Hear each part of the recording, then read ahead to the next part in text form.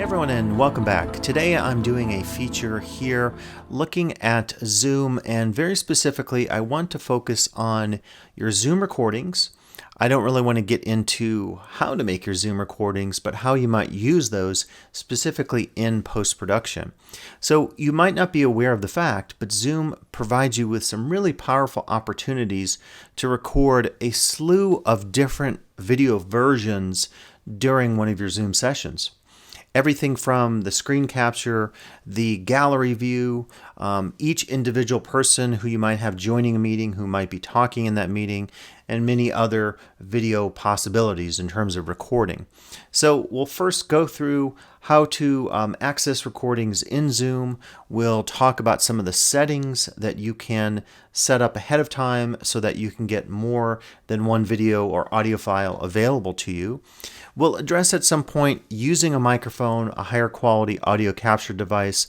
We'll do some comparisons of using your, say, computer screen microphone with a USB microphone with a even better microphone that I have hooked up through my mixer to really get a sense of what kind of audio you can expect. We'll also talk about the high quality audio settings, how that may affect the quality of the recording of your audio. And then we'll really dive into a full picture of how to use Zoom in a post-production context. So my premise of this video really is you will be doing a high quality post-production video based on your Zoom session. You might be doing that in Final Cut Pro or even iMovie or a non-Mac native application that allows you to do video editing. In order to do that, you likely want multiple files that have different shots. You can't really do different angles, but different shots based on screen share, your own video possibilities with maybe using multiple cameras like I have set up here, and of course all of the video and audio contributions of everyone who joins your Zoom session. One of the things you might like to do in your post-production work with Zoom videos is to put together a high quality seminar that really reflects your own editing skills brought to bear on all of those video files and possibilities that you can get from Zoom. Zoom is one of the most powerful pieces of software out there in terms of allowing you these multiple video files and audio files that you can bring in and then use later in your video production or audio production programs. So let's take a look now as we dive into getting more out of the recordings in Zoom and using those recordings for a high quality video production in your video production program like Final Cut Pro. Okay, to give you a sense of what I'm talking about today, my goal with this video is to show you how to create a final video based on a Zoom session that you've held, a meeting or class session, in which you really want to take advantage of all the power within Zoom to use the multiple video clips and even audio files that are available.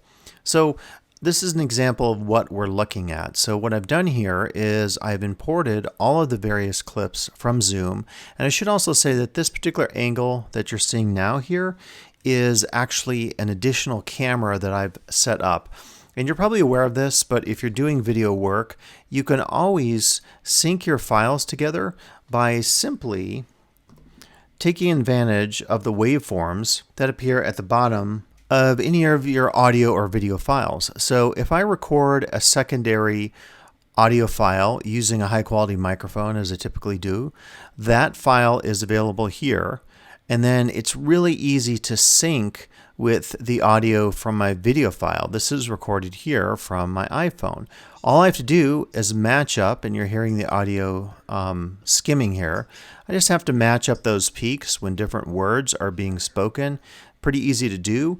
Also, when I play my file, if I hear basically a uniform sound, then I know that I've done things correctly. If I throw these out of sync just for the sake of looking at this today, my audio you'll hear is echoey. Looking better for when you order. So what I do is Zoom or for this.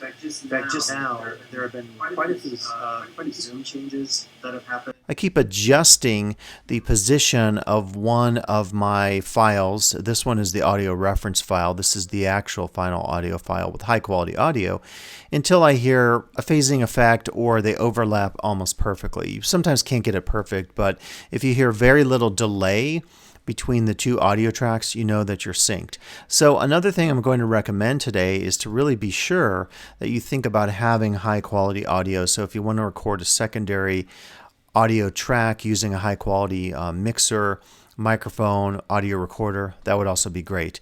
But the goal of today's session is to talk about how to use all these files, which I can show here. So Zoom will create for me an entire video just of everyone who's participating in the meeting in terms of their screen view. They will also give me a view of just my screen, or in this case here, my screen share, what's appearing on the screen with the small version of me at the top there in the top right hand corner, as you see in my editing program. So what's really cool about this is as you're creating your video, you can choose the shots that you want. At any time, I could change from my screen view here to the view of the participants. And this is really handy when someone is talking. You can highlight those speakers on the screen. You can show a little more interactivity in your video. It's not just a static view of you talking, of you just sharing your screen.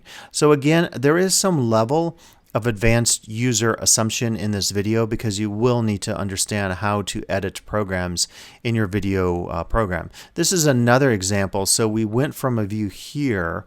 You can see this is Treva talking in the workshop. This is just her shot. So there's a file just of the speakers talking. And then below that is the file of all of them in the other view that shows them simultaneous. So it's very handy to have access to all these because it allows you to really customize your final video in your editing program like Final Cut Pro.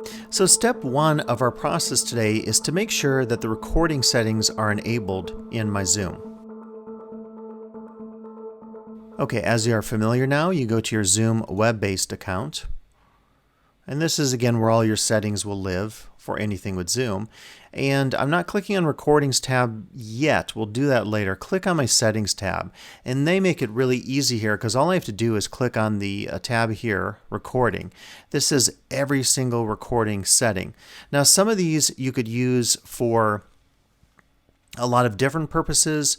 We're not necessarily going to look at these, but you can certainly go through all your recording settings. What you really want to focus on are the settings here.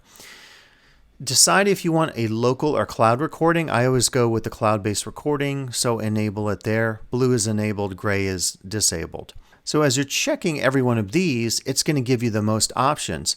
Keep in mind, even though Zoom will record a separate audio file or video file for all of these active speaker, gallery view, shared screen, audio file here, gallery view at shared screen, active speaker at shared screen, I can pick and choose from those selections. I don't have to use everything that is provided to me by Zoom. So that's important to remember because it allows me to make some decisions in post-production as opposed to having to worry about it before or during a meeting. Now, advanced cloud recording settings, I would probably not have this selected unless you want the timestamps showing. Back in the day when the first digital cameras came out, a lot of people had day and timestamps on their cameras, on their final pictures, without knowing because it was just a default in the camera. And you saw that go away after a while. I think most people don't really want a timestamp on a recording. Maybe you have a purpose for that if you really want to indicate the day and the time of something, but I would recommend not having that if you want to have a nice clean video at the end that you don't have to crop that out. I could crop that in post-production, but why bother? You can decide on this, participants' names in the recording and so forth. If you have students again, FERPA issues related to having students appear as well as their names appear in the video. So that's something you would also want to remove in post-production. So for FERPA issues, you probably wouldn't want that. But if I'm just doing workshops with faculty and classified staff, I could have that checked and it's not a problem.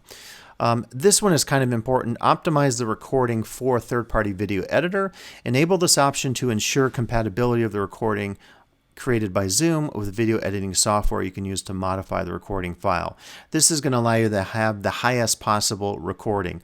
Now, you can't record in 4K. It's pretty good resolution, but just keep that in mind. It's not the highest possible quality. What I recommend, because it may take a little more processing power, I wouldn't probably choose the local recording option here if your computer can't keep up with it. As long as you have good internet, Wi-Fi bandwidth, you record it to the cloud, and then later on the files get processed and you can download them. So I probably would recommend having this checked, third-party video editor for sure, and then do not have local recording checked if you do not have a strong computer that's going to be able to keep up with all the processing going on that records all of these various videos during the meeting. So I choose cloud recording for my own personal purposes in creating these videos. And again, keep in mind, once these settings are set up for you, you don't have to redo these. So do them once and then you are ready to go with any meeting and any video file that you want to download for your post-production video creation.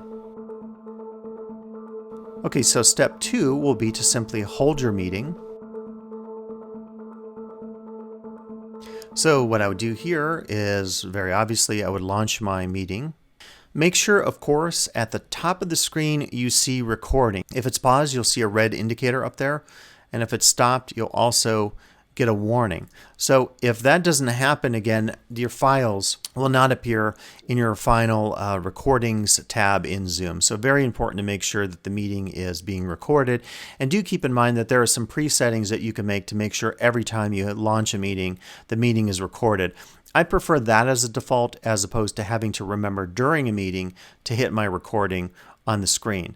This way, if I don't want to record a meeting and I don't want to save those files, I hit the stop button and I am perfectly fine, and I don't have to worry about using those recordings.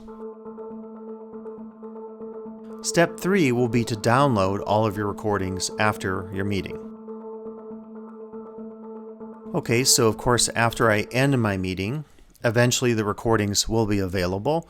In order to access these, I do need to go to my Zoom on my web client. So go to my web version of Zoom. And I would say generally, if you choose that multi-file option that we're talking about today, it could take anywhere from 15 to 30 minutes. Go have a cup of coffee or do some grading and then come back to it. So for this, I will want to click on my Recordings tab on the left-hand side of Zoom. And any of the recordings that appear will then pop up here. So as an example of this, I can choose the Zoom files from the workshop that I'm showing you today, which was our workshop here on starting a class from scratch. So just to look at those files, if I go back to Zoom, I would choose the meeting that I want. You can see it's about 3.26 gigabytes for a 1-hour meeting, let's say hour 20 minutes. If you have a meeting that is, let's say, just recording one file, it might be a fourth of that. So you can see here an hour meeting here, recorded 4 files, not all of the video files, 559 megabytes versus 3.26 gigs. So I could click on the title of that meeting to download and access those recordings. You see here it has every file listed, which is pretty handy. I could do a link to these, I could delete them, I could download. So Zoom is really good about organizing these. Every single file I want from my audio transcript, my audio only file, my chat file, shared screen gallery view is available.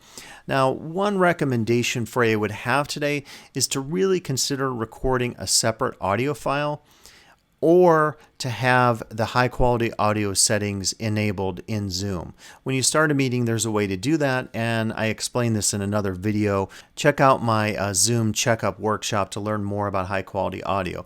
But the audio that is included is typically not very high quality. It's not a large file, and I don't like the compression that they do. It sounds very much like you're in a fishbowl. The audio file is very much compressed and you're getting a lot of just certain frequencies and you're not getting a lot of the frequencies of the natural voice. So I recommend either going for high quality audio settings in your audio during a meeting and also in your Zoom settings, or recording on a high quality microphone, and then syncing the high quality audio with all the video files. Totally up to you. If you have questions about that, reach out to me. We can totally talk audio and video shop at any time. So again, every single file, my shared screen, my gallery view, speaker view, shared screen with gallery view, shared screen with speaker view, gives me the most possibilities. I have 1, 2, 3, 4, 5 different video files. I can download all of these at once. I can download them one at a time.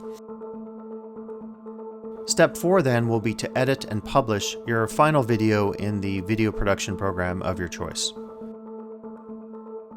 Once I've done that, I have my 5 video files. I go to my video editing program, and again, I can choose where I want these to appear. So in Final Cut Pro, I would typically lay these all out. I would sync my audio files together. So I have my one main reference file at the bottom, which is my high quality audio recording. I sync my first file with it here. I sync my second one, and I can sync the video files together with the audio. Again, I'll just pull up the audio waveforms. It's not appearing exactly now. I think it's probably just trying to catch up with me here. But these audio waveforms show here and here and here, and then I can sync those all together. Once I've done that, I have all of my video files and my audio files together, and I can go in and start doing transitions. I can do cross dissolves and so forth. This happens dynamically when you're recording a meeting. Different speakers are speaking. And so what I recommend is if I'm talking and it's just me talking, again, this is a separate camera view I recorded using another camera. So I actually have like about 6 different video files to choose from and one main audio file that I recorded. So it's a little more work on your end, but you can have more ability in post-production to have a really high quality video. And you can see now some of those audio file are appearing here in terms of the waveforms. So if I'm talking, I just appear. I might now go to my screen share because I'm referring to things directly on the screen. Someone asks a question, or I want to show audience reaction, participant reaction, I could go to this view. If someone is specifically talking, I have those later, I believe. Amber is saying something here. I could go to that view because she is the primary speaker. So I think it's a much better approach than just having one video file in Zoom where you get the little teeny people at the top of the screen as you see there. Sorry about that. As you see there. You just see the little version of me. I don't think it's very easy for viewers to view something like that and to have as great of an experience. I think it's much better to have a view like this where you have the speaker, him, her, or zer, showing on the screen in such a way that the viewer can better connect with who's speaking and the video on the screen. So I really approach this through customization in my own work. And again, having all of these video files with you allows you to very carefully go through in post-production and decide on the customized experience in terms of what the viewer sees with your video.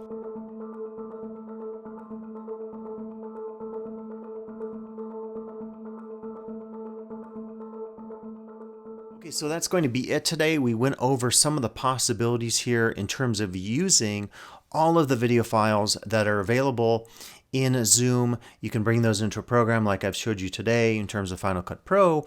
You can also use high quality audio, whether that's an external mic or going in and adjusting your settings for higher quality or even stereo audio within Zoom under audio settings.